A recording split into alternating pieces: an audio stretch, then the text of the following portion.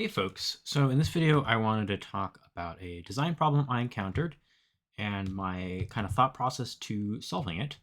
And I don't quite have the final solution ready, that's just going to take too long, and I wanted to make this video quickly because it's actually a follow-up to a live stream that happened on Saturday where I encountered this issue.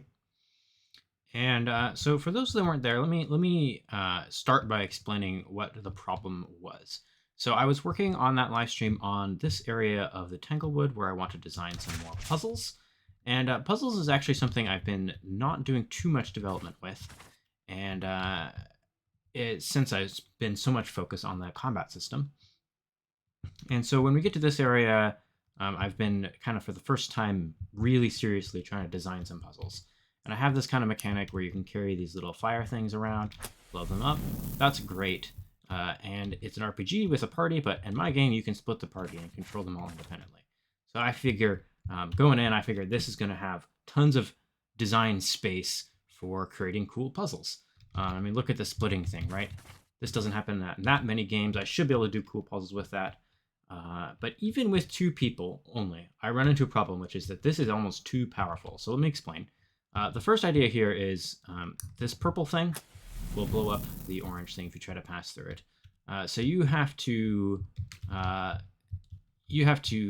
basically take the fire bloom over here and collect it with Lydia's chakra. Now we can get it across and we use it over here to make progress. So that's all fine and dandy, except what I'd really like to do for the next puzzle is to require you to actually split the party apart. So it might look like this. Instead of Lydia doing the whole thing on her own, she can actually take it over here and deliver the fire bloom to Sonia. I'd like to make a puzzle where that is the solution. But no matter how hard I try, I end up with a situation where, well, you can kind of put Lydia on either side of the river because her chakram can collect it from here or pass it over to the other. And if you can collect it, then you may as well just set it down and go around. And the gist of it is that the splitting apart mechanic is too powerful, and I find it difficult to make puzzles that aren't either trivial or filled with soft locks or just not that satisfying to solve, and for one reason or another. So on the live stream, I spent like an hour trying to design a puzzle to no particular success. And I want to talk a little bit about kind of where my mind was that made it difficult for me to design a puzzle. So my training is in Zelda dungeon design. Training, I say. My particular area of interest, and my previous game was Zelda-like. And the way I thought about dungeon design in that game, and by extension, most of the puzzle design, was basically like a maze. So this is a puzzle where the solution is just go this way. And then you could do things by adding keys and locks and keys. So I put a lock here. Let's see, I want to go this way, right? There's a lock. Maybe I need this key. And then we can just add this on a branch outwards. So now we have a puzzle where the solution is to go this way, and then you can go through this lock and go on. And this is how you design a Zelda dungeon. There's another layer to this, which is multiple states. So for instance, in the water temple where you can change the water level, you might mark water level 1 with a red and water level 2 with a blue. And then if it's in the red state or the blue state, you can pass through these branches. And then what you need to do is somewhere in there in the middle, we can add something that changes the states. So we call this a state changing machine. It can do red or blue. And then if you go here, you can flop it and go through there. And this gets to even more complex mazes. As a side note, another way to think about this where you have multiple states is that, in fact, this is a 2-floor maze where the first maze looks like, with just the red-blue parts, the first floor, the blue floor looks like this, and the red floor looks like this, where this segment of the 2 rooms is shared. Is it the same thing? Then if you have the blue, you can go left. If you have the red, you can go right. So that's how you do 2 states, and that's what I did a lot of in the last librarian. My favorite dungeons were all multiple state dungeons. Sorry, I was drinking water. And from that, I designed also a lot of the puzzles, where the puzzle involved navigating to a certain location and then changing the state such as by opening a shortcut, changing the state in another way by freezing the dungeon and then coming back to use that shortcut. That was where the most interesting puzzles came from. There's a problem, which is that the maze framework falls apart a little bit if you have more than one thing that is moving independently. So in The Last Librarian, or indeed in most of the Zelda dungeons, you've got Link, or the main character or whatever. Paint. Okay, here's Link. Great. And he's moving around in this maze. That's it. If he's here, he can change the state. If there's two people, well, then someone else could go through here first and then change the state. So that could be an interesting puzzle. But basically, the maze idea doesn't really work if there's more than one thing navigating, because you can almost always trivialize anything by imagine you're supposed to change the state in a lot of different sequences. Over here, there's another state-changing object. So in a single-player dungeon, Link would have to go here and then change the state here in order to progress. In a multiplayer thing, Link can go here, and then someone else can just stand here and be a dedicated switch hitter. They're just going to hit this switch over and over again, and the other person can traverse. And you get this puzzle where it basically just looks like, okay, well, we're going to split the party. Lydia's going to stand here, hit the switch. Okay, Sonia can progress. Lydia hits the switch. Sonia can progress. Lydia can hit the switch. Sonia can progress. So with being able to split the party apart, that kind of makes those two-state things a lot harder to make into interesting puzzles. And I don't want any party member to be a dedicated switch hitter. That's just not that fun. I want it to be more interesting than that. And one more layer to this independent objects moving around is that the fire bloom is also an independent object. And the fire bloom can be used to hold pressure plates, and I don't really want to change that because that's a cool mechanic. Though I would if I needed to. You know where there's a couple dungeons in The Legend of Zelda where you can actually carry like a little metal ball around and place it places and pass it through rooms. And those dungeons are really hard to boil down into a maze because you have a second independent object. So with all that in mind, I basically ended the stream and I was like, I can't do this right now. So I went for a walk and I came upon kind of two approaches to addressing this. And the way I did this is I thought about other games where you can split the party or you're controlling multiple things. In Zelda games, in some of the DS ones, I don't remember exactly. There's like a Goron or something. I don't know. One of the DS Zelda games, you do control more than one character. And in those games, you almost always completely separate the party. And then I thought of a lot of other things like multiplayer Minecraft maps I've played. It's hard to think of examples because I haven't played many games with this kind of mechanic. But oftentimes you split them apart, right? Instead of having them all navigate together, you say, okay, well, at this junction, you're required to split the party. Sonia has to go down there, Lydia has to go over here.